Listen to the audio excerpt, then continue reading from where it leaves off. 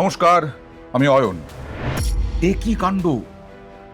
ধর্ষক যদি একবার বেরিয়ে আসে, খুনি যদি একবার বেরিয়ে আসে, ভয়ঙ্কর ঘটনা ঘটেও যেতে পারে প্রতিশোধ স্পৃহায়।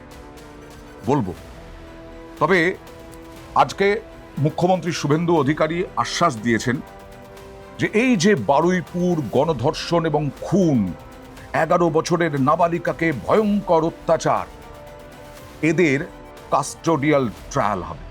কাস্টডি ট্রায়াল হবে, কনভিকশনের এক্সিকিউশন, এটা কমপ্লিটলি মুখ্যমন্ত্রীর মনিটরিং এ হবে। অর্থাৎ এরা জামিন পাবে না, জামিন অযোগ্য, এমন এমন কড়া ধারা দেওয়া হচ্ছে যাতে এদের কোনোদিন জামিন না হয়।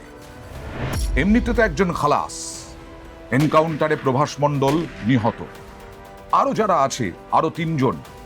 আসলে পরিবার 4 জনের বিরুদ্ধে স্পেসিফিক অভিযোগ করেছিল, 4 জনই গ্রেফতার হয়েছে, একজন তার মধ্যে খালাস, আরো 3 জন। এরা যাতে ফিরে না আসে, সমাজের মূল স্রোতে যাতে ফিরে না আসে, এদের যাতে কোনোদিন জামিন না হয়, এটাকে সমর্থন করছেন পশ্চিমবঙ্গের মানুষ। প্রভাস মণ্ডলের এনকাউন্টারে মৃত্যু সমর্থন করছেন পশ্চিমবঙ্গের মানুষ।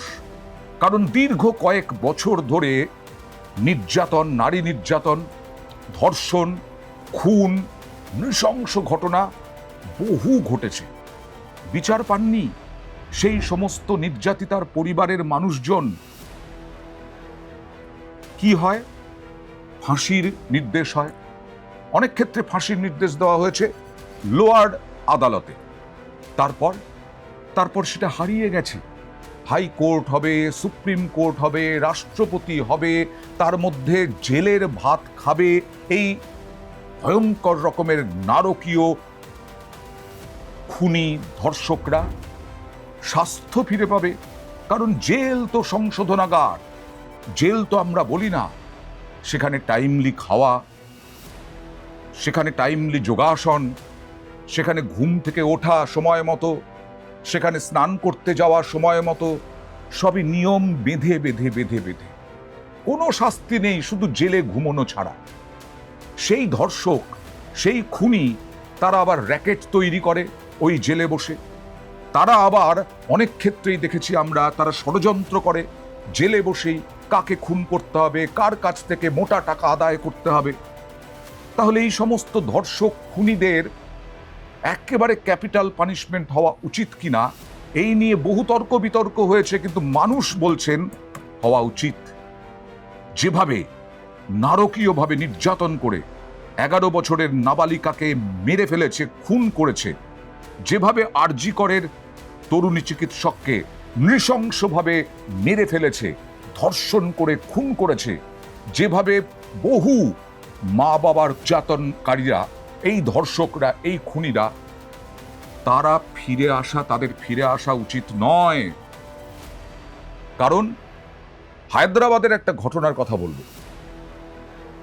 জামিনে ছাড়া পেয়েছে এক ধর্ষক, খুনি নয়, ধর্ষক। জামিনে ছাড়া পেয়ে 6 জনকে খুন করেছে, তাদের মধ্যে নির্যাতিতার পরিবার এবং নিজের পরিবার। ভাবতে পারছেন? মানে প্রতিশোধ স্পৃহা। মনোরোগ বিশেষজ্ঞরা অনেকেই বলেন যে আসলে এই যে দীর্ঘদিন ধরে অপরাধ প্রবণতা, অপরাধ করে এসেছে প্রভাস, আনন্দ, দীর্ঘদিন ধরে মাদকাসক্ত, দীর্ঘদিন ধরে বিভিন্নভাবে নিজের পরিবারের উপর অত্যাচার করেছে, আরো নানা কাণ্ড ঘটিয়েছে, ভয়ঙ্কর কাণ্ড, তার বউ বলেছে, তার মা বলেছে। এরা ফিরে এলে পরে আবার তো সেই অশান্তি করবে, হিংসার ঘটনা ঘটাবে। আমার বিয়ের পরেও আমি নোংরামও দেখেছি, অনেক অত্যাচার করে আমি এখন সংসার করছি। তা আমি মানে মেনেই নিয়েছি যে ও করেছে। এই যে পুলিশের গুলিতে মারা গেল, কিছু বলবেন? ও অন্যায় করেছে, ও দোষ করেছে, ও হচ্ছে গুলি খেয়েছে, এটা বলার কিছু নেই। ও যা কর্ম করেছে তাতেই গেছে আমার সঙ্গে। কেন ফিরে আসা উচিত নয়, কেন কাস্টোডিয়াল ট্রায়াল করা উচিত, যাতে জামিন কোনোভাবেই না পায়, যাতে এই সমাজের মূল স্রোতের সূর্যের আলো যাতে না দেখতে পায়, সেটাই প্রমাণ করে এই ঘটনা। একটা ঘটনা যদিও খুব সাম্প্রতিক, কারণ এই শুক্রবার ঘটনাটা ঘটেছে তেলেঙ্গানার রঙ্গারেড্ডি জেলায় 6 জনকে খুনের অভিযোগ এক যুবকের বিরুদ্ধে। জেল হয়েছিল, তাকে ধরা হয়েছিল, সে ধর্ষণে অভিযুক্ত ছিল।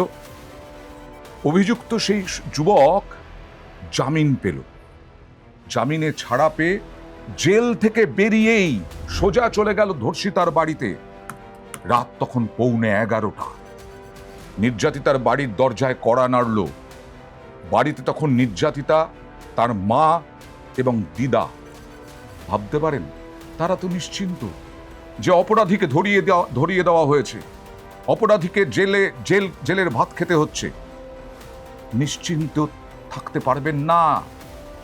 আরো নির্যাতিতারা এই ঘটনা শুনলে পরে তখন বাড়িতে নির্যাতিতা, তার মা, তার দিদা। নির্যাতিতার মা দরজা খুলতেই ছুরি নিয়ে এলোপাথারি কোপ মারল।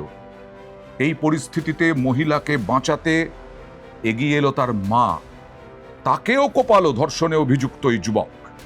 তারপর নির্যাতিতাকে অপহরণ করে নিয়ে চলে গেল এবং গ্রামের একটি নির্জন জায়গায় তাকে খুন করলো। এই নির্যাতিতাকে খুন করে চম্পট দিল। চম্পট দেওয়ার পর রাত 11:30 নিজের বাড়ি গেল।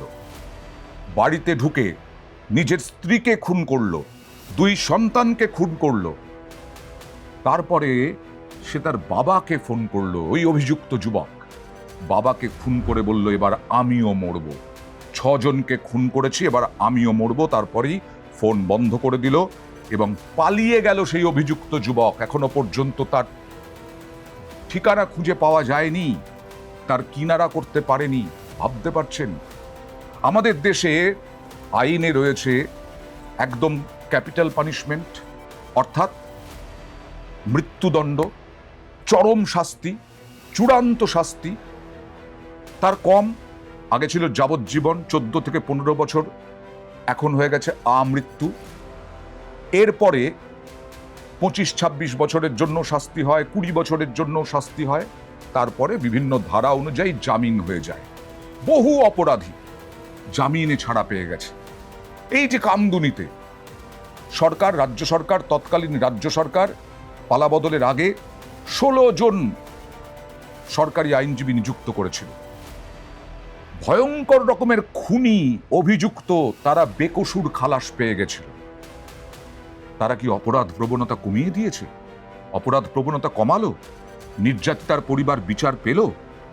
খুন হয়েছেন যিনি, তিনি যদি ওপরওয়ালা বলে কিছু থাকে বা ওপর থেকে দেখার কিছু থাকে, আত্মা যদি থাকে, সে কি শান্তি পেয়েছে? আমাদের এই সংশোধনাগার বলা হয় কি না, সংশোধিত হবে। অপরাধীরা সংশোধন করবে নিজেদেরকে, নিজেদের ভুল বুঝতে পারবে। কিন্তু নিজেদের ভুল বুঝতে পারার পরে তারা কি করবে? কেন আমি তাকে নিজেদের ভুল বুঝতে পারার সুযোগটা দিতে পারি, কিন্তু তারপরে সে ফিরে এসে প্রতিশোধমূলক স্পৃহায় কাজ করবে না, সেই গ্যারান্টি কে দেবে? আর যে খুন করলো, বিচার যে খুন করলো, ধর্ষণ করলো, ভয়ঙ্কর রকমের অত্যাচার করলো, তাকে আমি সুযোগ দিচ্ছি সংশোধন করার জন্য। যে একবার 6 জনকে খুন করলো, যে একবার 11 বছরের নাবালিকাকে ধর্ষণ করে খুন করলো, তাকে আমি সুযোগ দেব যাতে সে সংশোধিত হয়, সংশোধন করে নিজেকে আবার ফিরে আসে এবং আবার ক্রাইম ঘটায়। যারা অপরাধ মনস্ক, তারা প্রথম থেকেই তো অপরাধ মনস্ক। মনোরোগ বিশেষজ্ঞদের সঙ্গে কথা বলে বলছি, এই আনন্দরা, এই প্রভাস মণ্ডলরা একেবারে অপরাধ মনস্ক। দীর্ঘদিন ধরে তারা অপরাধ করে চলেছে কারো না কারো ছত্র ছায়ায়। রাজনৈতিক ছত্র ছায়া তো আরো বড় এখন। সেইখানে কাস্টোডিয়াল ট্রায়াল, মুখ্যমন্ত্রী যেটা বলছেন, এই কাস্টোডিয়াল ট্রায়াল মুখ্যমন্ত্রী যেটা বলছেন, চরম শাস্তির দৃষ্টান্ত স্থাপন করা হবে। অবশ্যই হোক। প্রথম দিন থেকে মুখ্যমন্ত্রী এবং পুলিশকে সাহায্য করেছে, আমাদের কথা শুনেছে। আমরা পরিবারের প্রতি কৃতজ্ঞ। 4 জনকেই পুলিশ অ্যারেস্টেড করেছে। খুনিরা, ধর্ষকরা ভয়ে থাকুক, ভয় পাওয়াটা স্বাভাবিক, তাদের শিক্ষা দেওয়াটাও আমাদের কাজ, আইনি পথে। কেউ যেন ফিরে না আসে সমাজের মূল স্রোতে। ঘটে যেতে পারে এই তেলেঙ্গানার রঙ্গারেড্ডি ডিস্ট্রিক্টের মতো ঘটনা। প্রতিশোধ স্পৃহায় এসে পরপর না অন্যরকম হিংসার ঘটনা ঘটায়, যেরকম এখানে 6 জনকে মেরে ফেলেছে রঙ্গারেড্ডি জেলার এই ধর্ষণে অভিযুক্ত ধর্ষক। নিশ্চয়ই আমরা চাইব না যে সেইভাবে শাস্তি না পেয়ে মহা আনন্দে ফিরে আসুক এই বারুইপুর কাণ্ডের ধর্ষক, খুনি, অত্যাচারিতরা।